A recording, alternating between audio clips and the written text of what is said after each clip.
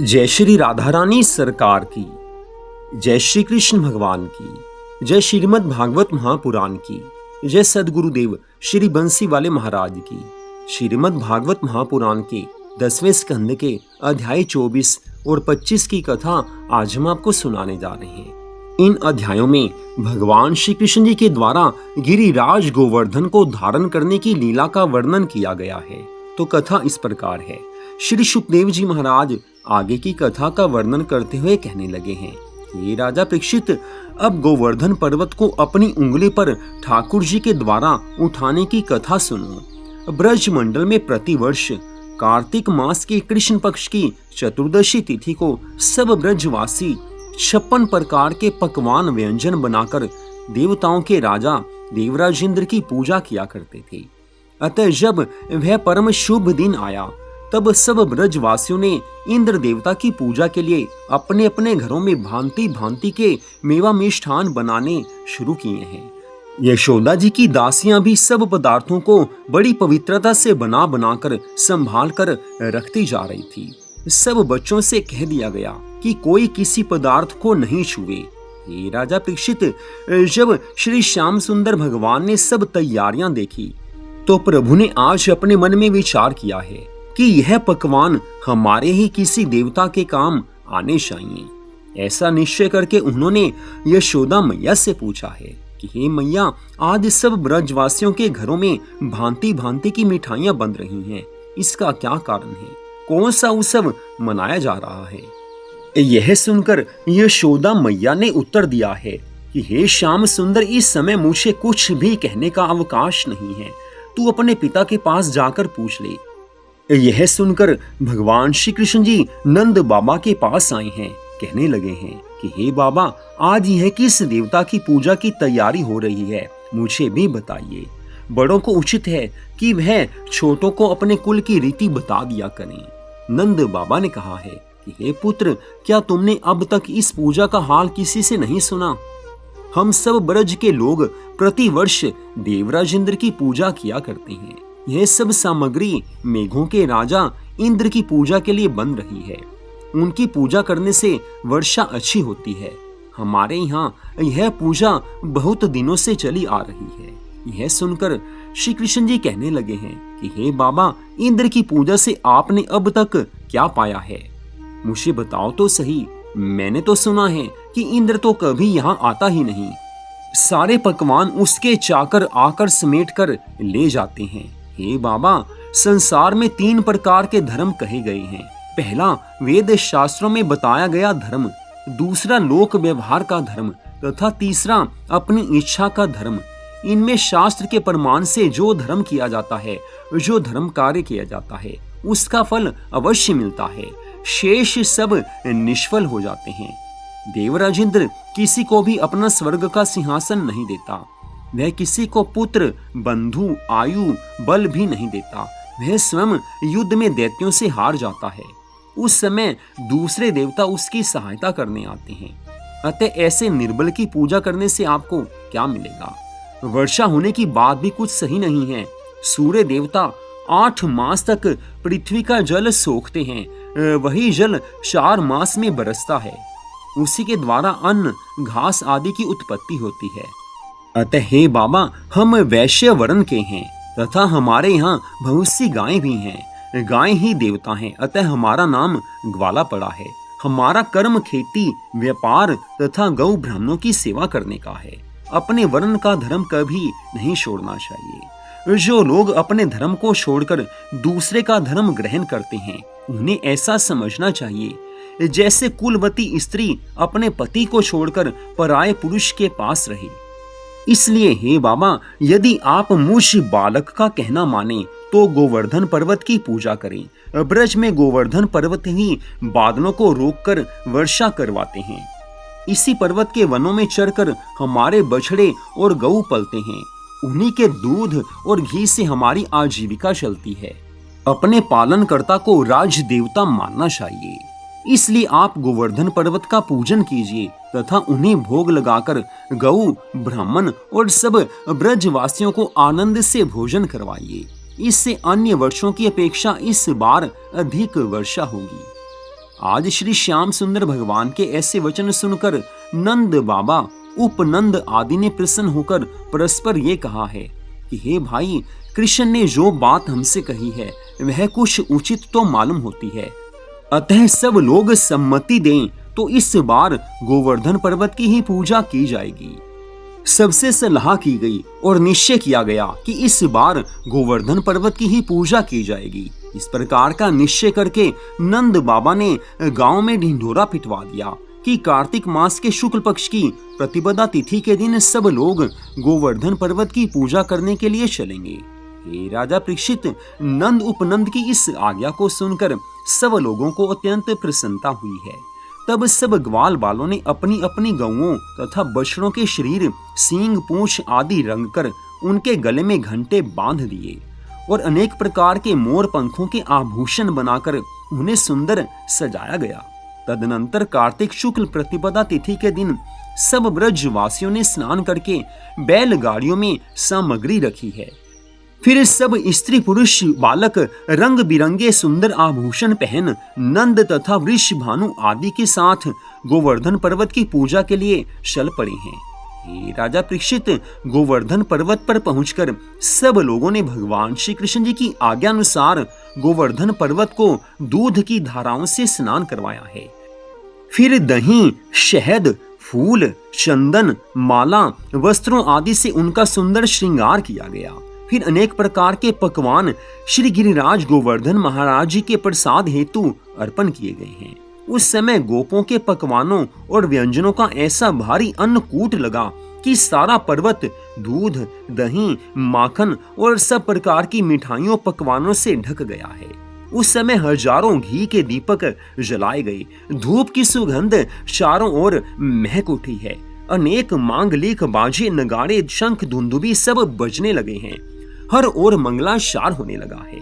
भगवान श्री कृष्ण जी ने गोपों से कहा है कि अब तुम सब हमारे गिरिराज देवता को देखोगे। वे प्रत्यक्ष प्रकट होकर इस सामग्री का भोजन करेंगे।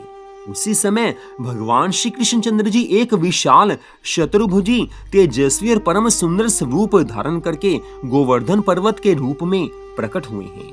उधर एक रूप से तो श्री कृष्णचंद्र जी इस प्रकार प्रकट हुए और इधर दूसरे रूप से सब ब्रजवासियों को आज प्रभु कहने लगे हैं कि वो देखो, गोवर्धन नाथ जी आदि साकार साक्षात रूप में प्रकट हुए हैं। सब गोप ग्वालों ने उस मनोहारी रूप को अपने सम्मुख देखा तो मन में अत्यंत प्रसन्नता हुई है। सब के सब आज गिरिराज महाराज को दंडवत प्रणाम करके आपस में कहने लगे हैं कि इंद्र ने तो हमें आज तक कभी दर्शन दिए ही नहीं, परंतु यह तो पहली बार में ही प्रकट हो गए हैं। हमारे बड़ों ने बड़ी भूल की जो ऐसे प्रत्यक्ष देवता को छोड़कर अब तक इंद्र की पूजा करते रहे। उस समय भगवान श्री कृष्णचंद्र जी ने सब गोप ग्वालों से कहा है कि तुम लोग इनको अपने हाथों से पकवान दो तो ये स्वयं हाथ बढ़ाकर अवश्य खाएंगे। यह सुनकर सब ग्वाल बालों ने भोजन गिरिराज महाराज को दिया तो गोवर्धन महाराज अपने हाथ बढ़ाकर उसे उठा उठाकर खाने लगे हैं।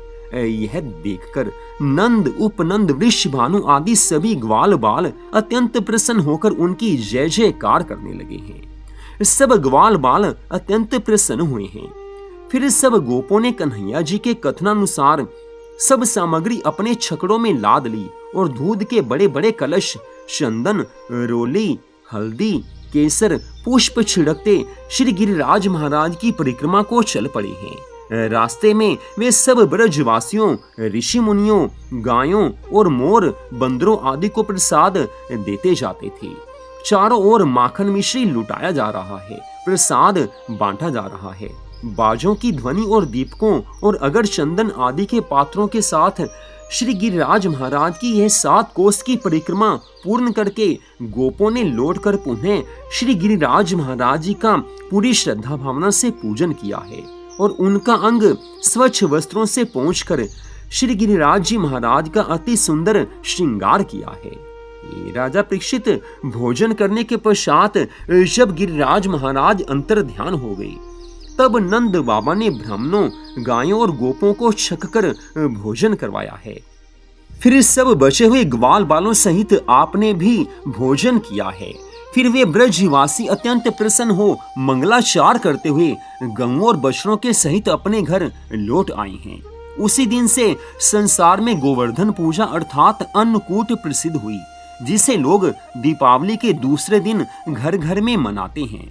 श्री गिरिराज महाराज जी की पूजा करने से घर में अन्न और धन की कमी नहीं रहती है।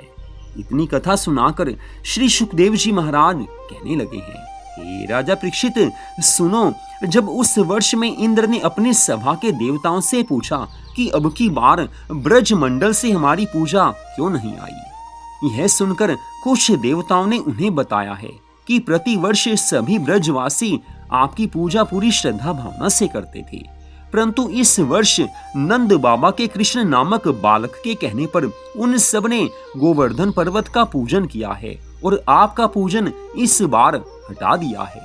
यह सुनकर देवराज इंद्र ने अत्यंत क्रोध करके कहा है कि इन ब्रजवासियों के पास अधिक धन हो जाने के कारण इन्हें अभिमान हो गया है, इस कारण उन्होंने मेरी पूजा बंद कर दी है। अब मैं उन्हें फिर दरिद्री बना दूंगा। जिस कृष्ण के कहने से ब्रजवासियों ने मेरा अपमान किया है, मैं उसका गर्व भी आज नष्ट कर दूंगा। देवराज इंद्र आज अति क्रोध की अवस्था में हैं। कहने लगे हैं कि अब तक तो ब्रज का स्वामी मैं ही था, परंतु अब वह बालक उनका स्वामी बने, यह मुझे सहन नहीं हो सकता। इतना कहकर इंद्र ने महाप्रलय के वर्षा वाले मेघों को अपने पास बुलाया है। हे राजा परीक्षित, जब देवराज इंद्र की आज्ञानुसार वर्षा विद्या जानने वाले अपने स्वामी देवता के पास आए, तब इंद्र ने उन्हें आज्ञा दी है कि तुम सब ब्रज के ऊपर चले जाओ और वहां इतना पानी बरसाओ कि सब ब्रजवासी उसमें बह जाएं। आज सबको नष्ट करना है। उस समय इंद्र की आज्ञा से सभी मेघपति देवता 49 पवनों और प्रलयकारी मेघों सहित ब्रजमंडल के ऊपर जाकर घन घोर वर्षा करने लगे हैं। सब ओर जोरों की आंधी चलने लगी है, तूफान आने लगा है। चारों ओर बादलों के आने से आज महाअंधकार हुआ है। दिन के समय कुछ दिखाई नहीं देता। यह दशा देखकर पहले तो सब ब्रजवासी घबराए हैं और उधर श्याम सुंदर ने हंसते हुए बलराम से कहा है कि हे भैया देखो, अपनी पूजा ना पाने के कारण इंद्र ने खिसियाकर क्रोध की अवस्था में महाप्रलय का जल बरसाना आरंभ किया है। मेरे कहने से सब ब्रजवासियों ने गोवर्धन पर्वत की पूजा की थी, इस कारण इंद्र को क्रोध आ गया है, लेकिन अब मुझे इंद्र का गर्व मिटाना ही होगा। और आज उधर नंद बाबा और यशोदा मैया आदि सभी गोपी ग्वाल मन में पछताते हुए कहने लगे हैं कि इंद्र की पूजा हटाने का फल अब हमारे सामने आ गया। भला इस संकट से हमारे प्राण कैसे बचेंगे? हमने जैसा किया था वैसा फल हमें मिल गया। इंद्र को आज क्रोध आ गया है, इस कारण ये सब हो रहा है। ये राजा परीक्षित, प्रलय के समान घोर वर्षा होने के कारण जब सारा वृंदावन पानी में डूब गया, तब सब ब्रजवासी दुखी हुए हैं। आज श्याम सुंदर के पास आकर कहने लगे हैं, हे श्याम सुंदर, तुमने इंद्र की पूजा छुड़वाकर गोवर्धन पर्वत को पूजवाया, सो इंद्र क्रोध करके महाप्रलय के समान जल बरसा रहा है। अब तुम हमारे प्राणों की रक्षा करो, अन्यथा देखते ही देखते सब लोग अपनी गौओं बछड़ों सहित पानी में डूबकर मर जाएंगे। सब आज दुखी हैं, सबके सब चिंता मग्न हैं। इस प्रकार सब लोग अत्यंत व्याकुल हो गए। तब श्री नंद नंदन भगवान श्री कृष्ण जी ने सबको धीरज देते हुए कहा है कि हे भाइयों, चिंता की कोई बात नहीं है। तुम सब अपनी अपनी वस्तुएं गौओं और बछड़ों आदि को साथ लेकर गोवर्धन महाराज के पास चलो। वे इंद्र का अभिमान तोड़कर सबकी रक्षा अवश्य करेंगे। यह सुनकर सब लोग गिरिराज गोवर्धन जी के समीप आए हैं। तब भगवान श्री कृष्ण जी ने गोवर्धन पर्वत को अपने बाएं हाथ की छिंगनी अर्थात सबसे छोटी उंगली पर उठा लिया है। फिर सब ब्रजवासियों को गौओं बछड़ों सहित उनके नीचे बुलाकर सुदर्शन चक्र को ये आज्ञा दी है कि तुम इस पर्वत के चारों ओर घूमते रहो तथा जितना जल बरसे उसको जलाते जाओ। भगवान श्री कृष्ण जी की आज्ञा अनुसार सुदर्शन चक्र ने ऐसा ही करना आरंभ किया है। उस समय ऊपर से तो जल बरस रहा है, लेकिन सब ब्रजवासी आज ठाकुर जी की प्रभुता को देखकर, श्री श्याम सुंदर जी की इस प्रभुता को देखकर आपस में कहने लगे हैं कि श्री कृष्णचंद्र जी कोई बड़े देवता का अवतार प्रतीत होते हैं, अन्यथा किसी मनुष्य में ऐसी शक्ति हो ही नहीं सकती जो वह इतने बड़े पर्वत को अपनी उंगली पर उठा सके। सब ब्रजवासियों को आनंद मिला है कि ठाकुर जी कैसे सबकी रक्षा करते हैं। हालांकि किसी को ये विश्वास अभी भी नहीं हुआ कि ये भगवान हैं, सृष्टि के रचयिता हैं, सृष्टि का पालन करने वाले हैं, सृष्टि का संहार करने वाले हैं। सभी ने उन्हें एक श्याम बालक ही समझा है, नंद बाबा का यशोदा मैया का पुत्र समझा है। लेकिन मन में एक भाव है कि ये कोई देवता का अवतार मालूम होते हैं। लेकिन इधर आगे की कथा का वर्णन करते हुए श्री सुखदेव जी महाराज कहने लगे हैं, ये राजा परीक्षित, उस समय श्री कृष्णचंद्र जी एक हाथ पर पर्वत उठाए हुए थे और अपने दूसरे हाथ में बांसुरी लेकर परम सुंदर मधुर बांसुरी बजा रहे थे। परंतु यशोदा मैया अपने मोह तथा पुत्र प्रेम के कारण नंद बाबा से कहने लगी कि हमने बालक की बात पर विश्वास करके इंद्र की पूजा छोड़ी और पर्वत की पूजा की, सो उसी का ये फल दिखाई दे रहा है। इस समय यदि मेरे कृष्ण के ऊपर पर्वत गिर पड़े तो उस समय बड़ा गजब हो जाएगा। इतना कहकर यशोदा मैया आज श्री कृष्ण जी की बार बार बलैया लेकर कहने लगी हैं कि हे प्रभु, हे भगवान, आप मेरे कन्हैया की रक्षा कीजिए। प्रभु मुस्कुराने लगे हैं कि मैं ही तो सबका मालिक हूँ और मैं ही तो सबका प्रभु हूँ, लेकिन मैया मुझे पुत्र समझ रही है और भगवान से प्रार्थना कर रही है। प्रभु मुस्कुराने लगे हैं और इस तरह की बातें करते हुए आज यशोदा मैया अपने कुल देवता और श्री नारायण भगवान को बार बार दंडवत करके मनाती थी कि इस पर्वत को उठाने में मेरे कन्हैया को कोई कष्ट ना पहुंचे। जो सबके कष्ट को दूर करने वाले हैं, जो सबके दुखों को दूर करने वाले हैं, जो सबकी चिंताओं को दूर करने वाले हैं, उन्हें श्याम सुंदर भगवान को कोई दुख कोई कष्ट कैसे हो सकता है। लेकिन यशोदा मैया तो कृष्ण को अपना पुत्र ही समझती हैं। उन्हें नहीं मालूम कि उनके घर तो साक्षात प्रभु ने अवतार लिया है। वो तो भगवान है, सबके स्वामी है, सबकी रक्षा करने वाले हैं। लेकिन आज जब श्री श्याम सुंदर भगवान ने देखा कि नंद बाबा व्याकुल हैं, यशोदा मैया व्याकुल हैं, वो भयभीत भी हो रहे हैं। उस समय आज श्याम सुंदर ने अपने सब ग्वाल बाल सखाओं से कहा है कि तुम लोग भी मेरी सहायता करो, अपनी अपनी लाठी पर्वत के नीचे लगा दो ताकि मुझे थोड़ा आराम मिल सके, मेरी सहायता करो। प्रभु मुस्कुरा रहे हैं।